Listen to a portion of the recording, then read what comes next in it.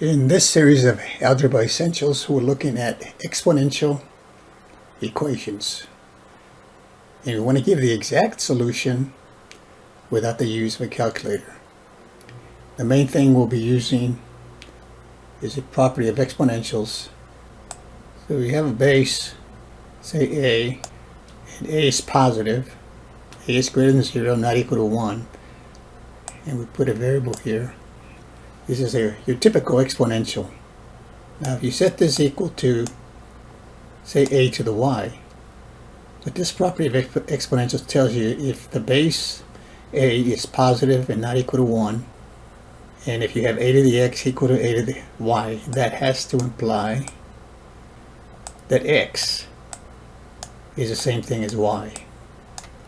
Now the reason we say a cannot be 1 is because of this. So 1 to the 20th power I can say is equal to 1 to the, say, 30th power.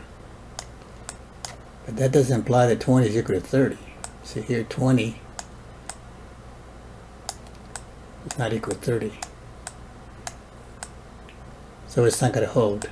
That's why the condition has to be that a cannot be equal to 1. And of course we don't want a to be negative, because then if the exponent turns out to be a fraction, say like 1/2, a square root or a fourth root, then you've got imaginary numbers to deal with. So the thing about solving these types of equations is we want to use this property. So we want to set up the equation so that we have the same base on both sides. So for the first one, I have a 3 on the left side as a base. I have a 9 over here on this one. So I want the base to be the same. So for the left side, the base of 3 is as far as I can go. But on the right side, the 9 can be written as 3 squared. So I can say that then is 3 squared to the x.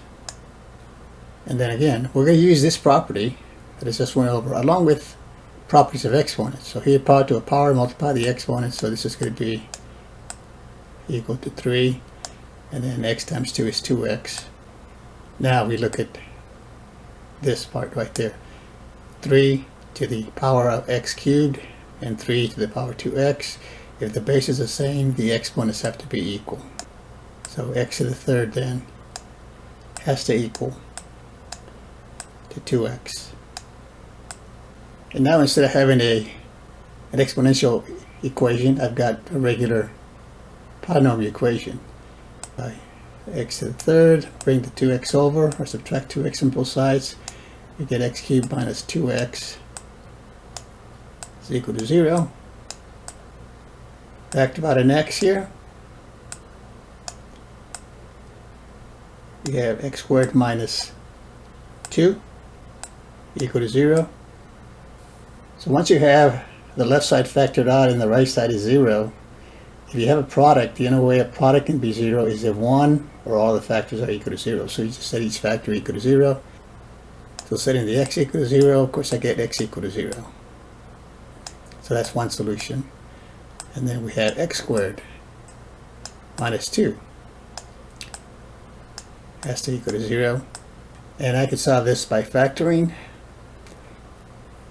or writing it this way, adding 2 to both sides. X squared is equal to 2. Take the square root of both sides, plus or minus. So x equals 2 plus or minus the square root of 2. Because you might be thinking, how can you factor this? Well, you can factor this. You can force a factoring. You can say that x squared minus 2 is the same thing as x minus the square root of 2 times x plus the square root of 2. You still wind up with this answer. So for the first one, the solution is x can be 0, or x can be plus or minus the square root of 2. So this one has 3 solutions. And you can check them, but they're correct. They satisfy the equation. So that's the answer to the first one. Second one, a little bit more straightforward. We have 2 to the negative x. Remember, the idea here is to try to get the base the same. Now you won't be able to do that with all exponential equations. Some you'll have to use logarithms, ln or log to base 10. But these right here are set up so that you can use this property. And that's why you want to get exact solutions. You have something like 2 to the x equal to 7. Well, you won't be able to do that with this guy. There's no way I can get the right side to have the same base as the left side, and vice versa. So I'd have to take the log of both sides. Okay, those are other types of problems. But here we can do that. 16 is the same thing as 4 factors of 2. So I got a base 2 here, a base 2 here. As long as the base is the same, the exponents have to be equal, so that tells me that minus x has to equal to 4. Multiply both sides by a negative 1, that would give me then x is equal to a negative 4. And these check. If you put a negative 4 there where the x is, and then and it has a negative there, makes it a plus 4, 2 to the 4th is 16. So you can easily check these. Okay, on the next one, the base is e on both sides. So here all I have to do is equate the exponents. Get a base e to x power, base e to the power of 3x plus 8. So that tells me that x has to equal to 3x plus 8. Then you just solve it. So bring the 3x over to this side, makes it a negative 3x. It's just a 1 here, remember. So this will be negative 2x. When I bring the 3x over to the left, changes the sign. And the 8 stays on the right side. So I got negative 2x is equal to 8. So I want to make the coefficient of the x 1, so I just divide both sides by negative 2. These divide out here. So x should equal 2. 8 divided by negative 2 is a negative 4. And that's your solution. Okay, you look at the next one. You have 9 to the 2x times 27 to the x. And on the right side we have a 1/3. Remember, the 1/3 can be written as 3 to the negative 1. So we're looking at powers, trying to get the power the same. So the 9, I can write it as 3 squared. The 27, I can write it as 3 to the 3rd.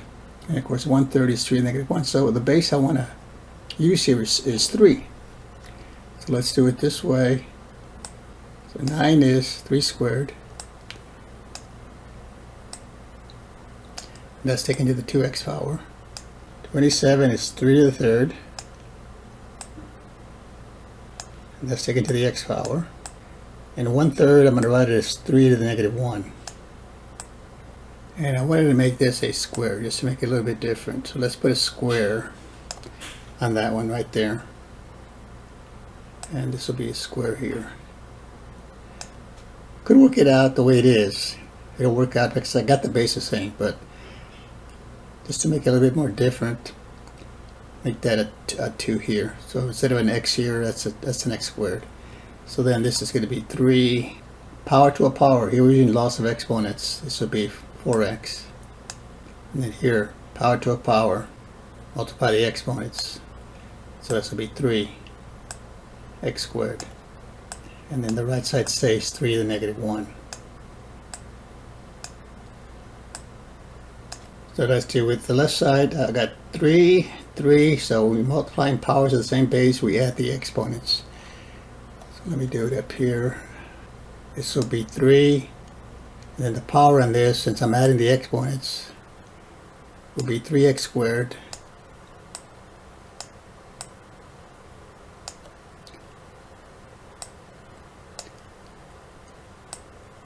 plus 4x. Okay, 3x squared from this one, 4x from this one. And that's going to equal to 3 to the negative 1. Now I have the same base on both sides. Base of 3 over here on the left, base of 3 over here. So according to the property of exponentials, the bases or the exponents should be equal. So all I have to do then is say this exponent here has to equal to the exponent on the right side. So that would mean 3x squared plus 4x has to equal to negative 1. And now I have a quadratic to solve. Solving a quadratic, you always want to start to see if you can factor it. If it doesn't factor, then you have the quadratic formula, method of completing the square.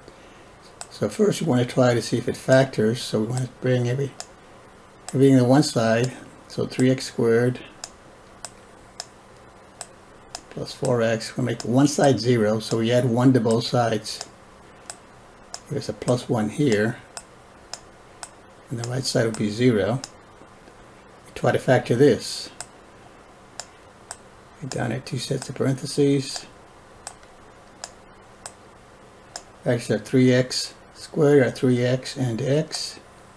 Sign of the third term, coefficient over here, the lead term is positive, so since the last term is positive, both sides will be whatever the middle term is, so this will be a plus and a plus. And the factors of 1, one thing I can use is a 1 and a 1 equal to 0. And then check it. X times 3x is 3x squared. 1 times 1 is 1. Check here, 1x and a 3x is 4x. That's double check, so it works. So I have the product then of two factors is 0, so that means that one or both factors are going to be 0. So I set the factors equal to 0, so 3x plus 1 can be 0, or x plus 1 could be 0. Bring the 1 over to this side, that's a negative 1, and then divide by 3. So for the first factor, 3x plus 1 equal to 0 when x is equal to negative 1/3. Okay, all I'm doing there is bringing the 1 over, makes it a negative 1 divided by 3. To isolate the x, I get negative 1/3. And the second factor, x plus 1 equal to 0, add negative 1 to both sides, I get x equal to negative 1. So the two solutions are x can be negative 1/3, or x can be negative 1. Thanks for watching. We'll see you next time.